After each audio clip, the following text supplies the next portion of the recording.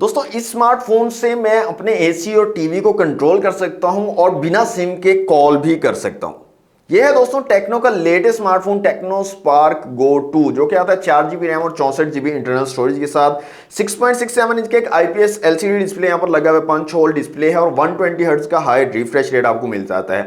700 nits की brightness आपको मिलती है। आउटडोर में थोड़े से इश्यूज आएंगे आपको, इंडोर में कोई इशू की बात नहीं है। डायरेक्ट सनलाइट में थोड़ा बहुत इशू आपको ब्राइटनेस को लेकर आएगा इस डिवाइस में। 13 मेगापिक्सल का रेयर कैमरा और 8 मेगापिक्सल का फ्रंट कैमरा और कैमरा की क्वालिटी भी आपको काफी जबरदस्त डिसेंट सी मिल जाती है। ये डिवाइस हाई ऑपरेटिंग सिस्टम के साथ आती है जो Android 15 बेस्ड है। आउट ऑफ द बॉक्स आपको Android 15 Go एडिशन यहाँ पर मिल जाता है। यूनिसॉक का T7250 चिपसेट लगाया गया है और एंट्रोड स्कोर आपको तकरीबन 2,60,000 प्लस का मिल जाता है। 5000 mAh की बैटरी और 15 वाट की चार्जिंग को ये डिवाइस जो सपोर्ट करती है, जबकि बॉक्स में आपको 10 वाट का चार्जर मिलता है। 15 वाट के लिए अलग से आपको चार्जर परचेज करना पड़ेगा।